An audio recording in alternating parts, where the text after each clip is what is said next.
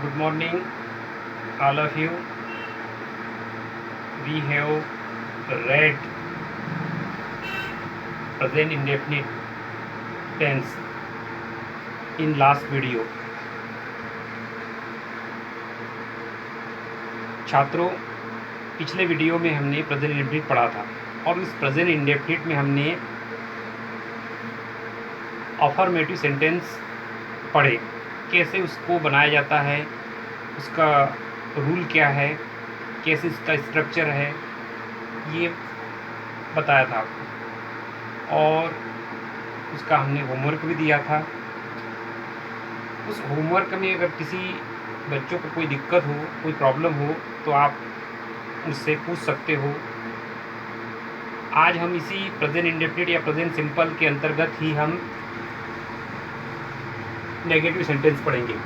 अब negative sentence देखिए, present indefinite tense, इसको हम प्रेजेंट सिंपल टेंस भी बोलते हैं। नेगेटिव सेंटेंस में इसका कैसा स्ट्रक्चर होता है, सब्जेक्ट, कर्ता, डू या डस, हेल्पिंग वर्ब, फिर नॉट, फिर V1 मतलब क्रिया का पहला रूप, ऑब्जेक्ट, ऑब्जेक्ट मतलब कर्म।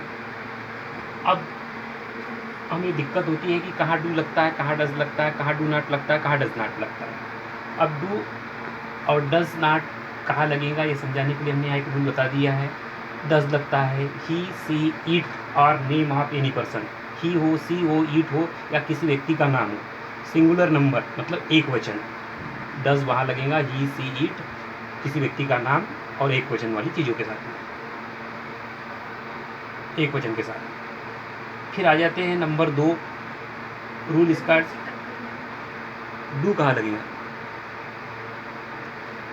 डू आई, भी, यू, दे और बहुवचन के साथ।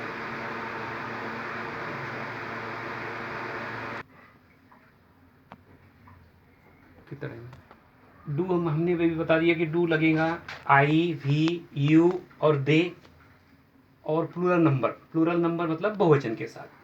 अब ये हो गया इसका रूल। अब हमें उसके कुछ एग्जाम्पल देखना है। जैसे पहला, मैं अंग्रेजी नहीं पढ़ाता हूँ। इसमें सब्जेक्ट क्या है? मैं। ये हो गया आपका सब्जेक्ट। इसको ऐसा टिक आउट कर सकते। पढ़ाता हूँ, ये हो गया इसकी वर्ब। अब और अंग्रेजी ऑब्जेक्ट, नहीं नेगेटिव के लिए। तो देख लीजिए इसका फार्मूला क्या, सब्जेक्ट मैं मतलब आई। आई के साथ क्या, आई के साथ में क्या लगेगा यहाँ हमने, हाँ डू। चूँकि नेगेटिव है इसलिए नॉट। I do not. पढ़ाना मतलब टीच, पढ़ना और पढ़ाना मतलब टीच यानी पढ़ाना और रीड यानी पढ़ना। I do not teach English. छोटा कार्य नहीं, अगला वाक्य है तुम गृह कार्य नहीं करते हो।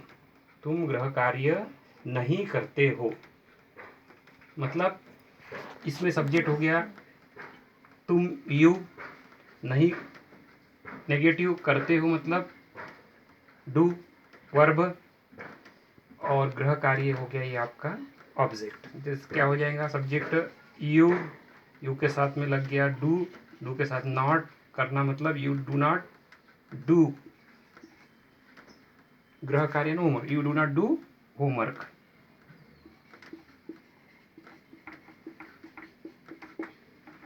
वर्षा नहीं होती है। फिर वैसे ही सेम सेंटेंस आया जैसे हमने प्रेजेंट इंडेफिनिट पढ़ा था।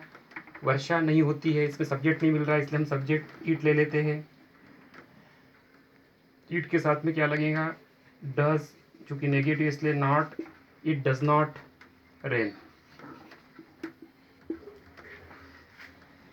अगला वाक्य है सीता खाना नहीं पकाती है। इसमें सब्जेक्ट है सीता, सीता के साथ में क्या लगेगा, डज, नेगेटिव नॉट, पकाती है मतलब cook, Sita does not cook food. Way football नहीं खेलते हैं। इसमें सब्जेक्ट हो गया वे। दे, दे के साथ लगेगा डू, डू के साथ नॉट, दे डू नॉट खेलते मतलब प्ले, और क्या खेलते हैं, football. They do not play football. अब इसमें इस नेगेटिव में आपका होमवर्क है make 5 sentence of present indefinite और प्रेजेंट सिंपल। कोई भी 5 आपके मन से, आपके अनुसार इस रूल को फॉलो करने वाले 5 आपको नेगेटिव सेंटेंस बनाना है।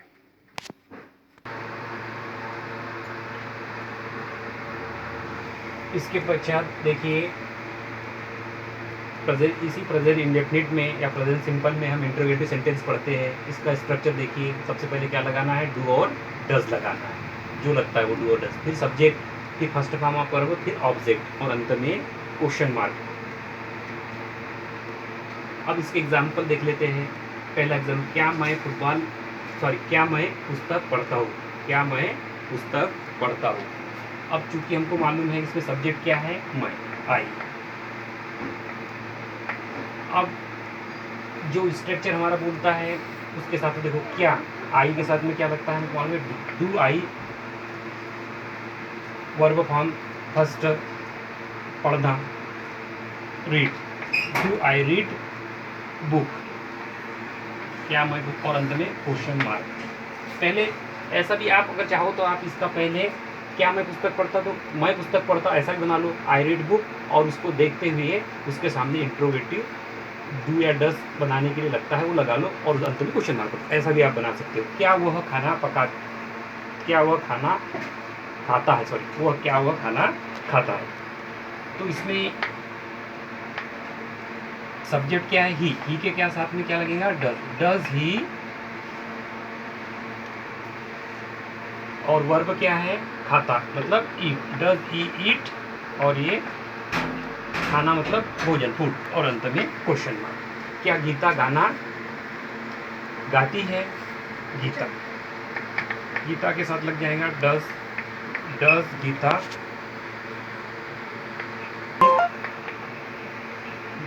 गीता सिंग अ सॉन्ग, अंत में क्वेश्चन मार्क। क्या वे अपना गृह कार्य करते हैं, वे मतलब दे के साथ लगेगा डू दे अपना मतलब देयर, वर्क, डू दे ये सबसे पहले क्या वे, यहाँ सब्जेक्ट है वे, तो लिख दिया हमने दे के साथ लगेगा डू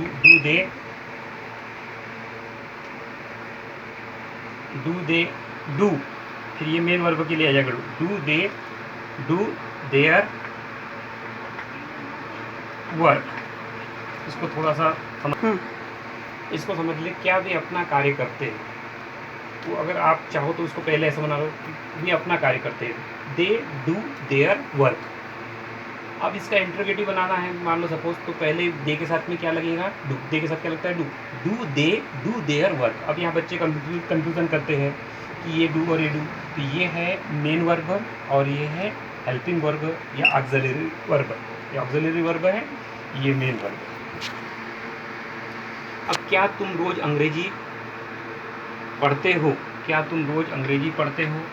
तुम मतलब यू, डू यू, पढ़ना मतलब रीड, इंग्लिश, अंग्रेजी मतलब इंग्लिश, और रोज मतलब डेली, और अंत में क्वेश्चन में क्या तुम रोज अंग्रेजी पढ़ते हो, डू।